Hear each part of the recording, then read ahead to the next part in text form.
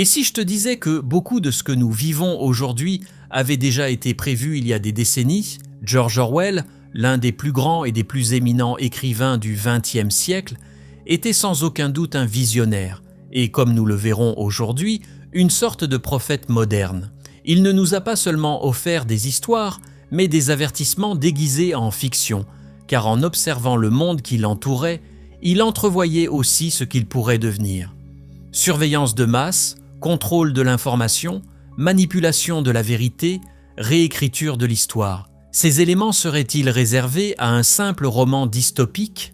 La dichiarazione di guerra è già stata consegnata agli ambasciatori. Des gouvernements qui se transforment en dieux, des rébellions qui deviennent de nouvelles tyrannies.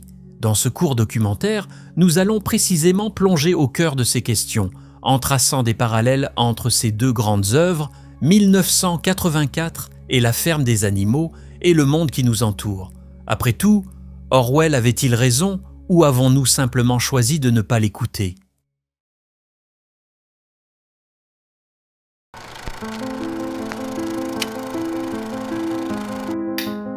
Avant le pseudonyme mondialement connu, il y eut Eric Arthur Blair, né en 1903 dans l'Inde britannique, formé plus tard en Angleterre, élève du collège d'Eton, institution réservée à l'élite. Fait curieux, l'un de ses professeurs fut Aldous Huxley, autre auteur attentif aux dérives du pouvoir moderne. Bien qu'entouré de privilèges, Blair refusa la voie aristocratique. Il choisit des pensions délabrées, des cuisines étouffantes, des rues peuplées de chômeurs, des journées de travail harassantes, une cohabitation directe avec ceux qui soutenaient le système sans jamais le contrôler. De cette expérience est né son premier livre, Dans la dèche à Paris et à Londres, publié en 1933. Et c'est précisément à cette époque qu'il décida d'adopter un nom d'emprunt afin d'éviter tout problème susceptible de survenir pour sa famille. C'est ainsi que naquit George Orwell.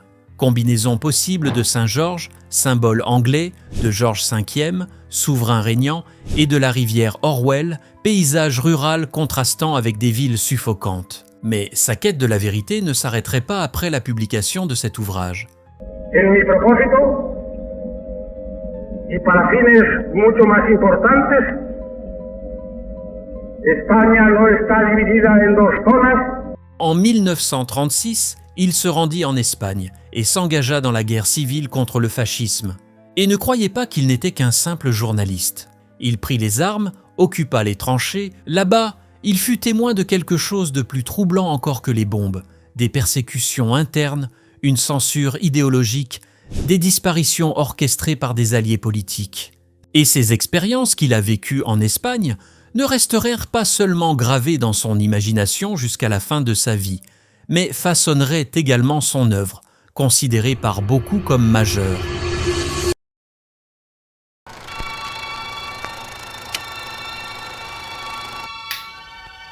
Winston Smith, habitant de la fictive Océania, survit sous un régime absolu gouverné par Big Brother. Chaque geste est observé, chaque souvenir modifiable, chaque archive révisée. Le passé n'existe pas comme fait, seulement comme version autorisée. Le langage subit des amputations calculées, les émotions deviennent suspectes, la dissidence équivaut à un délit. La punition n'a pas besoin de mettre fin aux vies. C'est comme vivre constamment au bord du précipice, qui peut vous mener au pire des destins. Dans le cas de l'œuvre, il ne s'agit même pas nécessairement de la mort, mais d'une pièce où vous ne voudriez pas vous trouver. Big Brother vous surveille. Cette fiction prend tout son sens face à une réalité alarmante, n'est-ce pas ? Nos appareils nous écoutent, les algorithmes prédisent notre comportement et les gouvernements et les grandes entreprises stockent chaque trace numérique que nous laissons derrière nous. Mais c'est une erreur de penser que ce contrôle se limite uniquement à nos actions. Il envahit nos pensées. Et dans l'œuvre, la manipulation de la vérité est une arme. Le parti crée la 9 langues, une stratégie de réduction des mots pour limiter les pensées, et il impose la double pensée, en forçant la citation de contradictions évidentes. La guerre, c'est la paix, la liberté, c'est l'esclavage. Cela vous rappelle quelque chose ? Non ? Qu'est-ce qui est capable de façonner la perception des masses par la propagation excessive de certains contenus ? Quoi que vous pensiez, cela serait-il différent des algorithmes, par exemple? Eux aussi façonnent les perceptions. Un exemple modeste est lorsque vous ouvrez l'onglet YouTube et que plusieurs vidéos apparaissent montrant des personnes critiquant une autre personne en particulier. Vous pouvez dire que non, mais cela peut s'ancrer dans votre imaginaire. Même si vous ne regardez pas les vidéos, les titres seuls, cohérents avec un même récit, peuvent suffire. Et si nous élargissions ce constat à l'échelle d'un pays entier? En France, en 2024, les Français passaient en moyenne environ 4 heures et 23 minutes par jour à consommer des contenus vidéo, toutes plateformes confondues. Si l'on considère uniquement le temps de veille, cette part devient encore plus significative.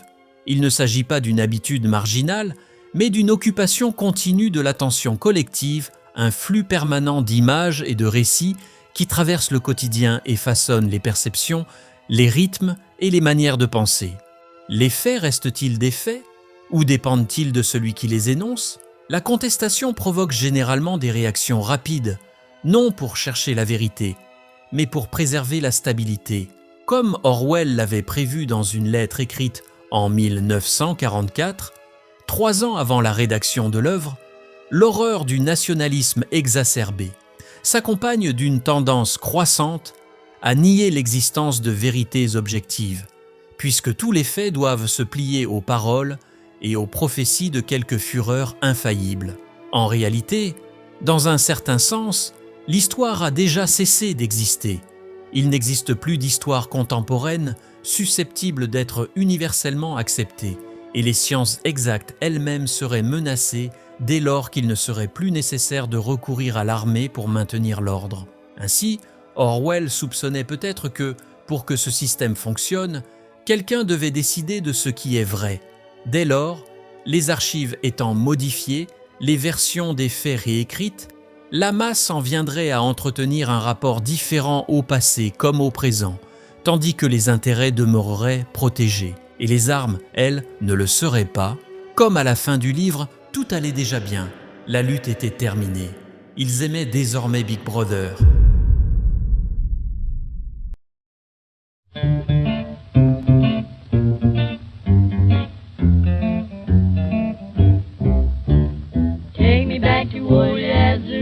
Publiée en 1945, La ferme des animaux se présente comme un récit bref, presque innocent au premier regard. Des animaux prennent possession d'une ferme, rompant la domination humaine.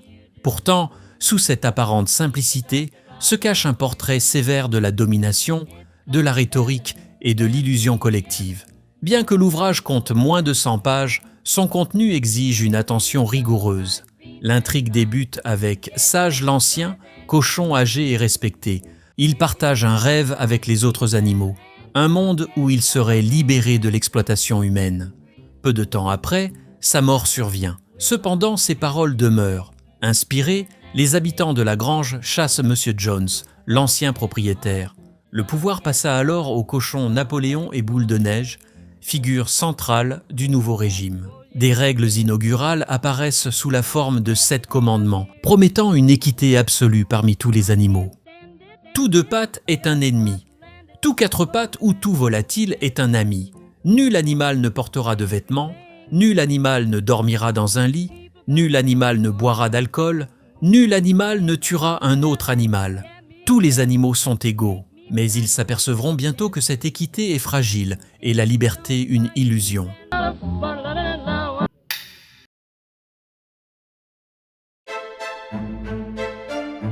C'est là que réside le cœur de l'allégorie.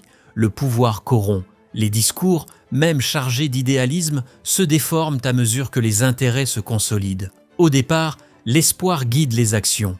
Avec le temps, l'ambition remplace le dessein. Napoléon élimine les opposants, y compris Boule de Neige, modifie les règles et s'élève au-dessus des autres. Le langage, jadis libérateur, devient un instrument de domination. Et c'est assez ironique. Des dirigeants qui arrivent au pouvoir en promettant des changements et qui, une fois en place, perpétuent les mêmes abus qu'ils dénonçaient. Voilà qui relève de la fiction. Des termes comme justice, liberté ou démocratie se transforment en boucliers rhétoriques. Les mesures répressives sont justifiées par la menace constante d'un ennemi absent, toujours sur le point de revenir. De retour en Angleterre, Orwell consolide une position critique contre toute forme d'oppression, quel que soit le spectre idéologique. Il observe des schémas identiques chez des dirigeants opposés. Les armes perdent leur centralité. Les mots, la propagande et le contrôle de la perception deviennent essentiels. Dans la fable, ce rôle revient au cochon Brilbabil, également appelé Squealer selon les éditions. Responsable de la communication officielle, il réorganise les faits, explique les privations et exalte Napoléon comme une entité quasi sacrée. Les statistiques sont ajustées, les chiffres changent, les versions officielles remplacent les souvenirs individuels. Les slogans originels subissent de subtiles modifications. L'égalité initiale se dissout progressivement. La hiérarchie s'installe. La justice se met à protéger les dominants et à punir les plus faibles. L'expression se restreint. La censure se présente comme une défense contre les faussetés, alors qu'elle dissimule l'imposition d'un récit unique. Avec le temps, la distinction entre les anciens oppresseurs et les nouveaux gouvernants disparaît. Les commandements se réduisent en un seul.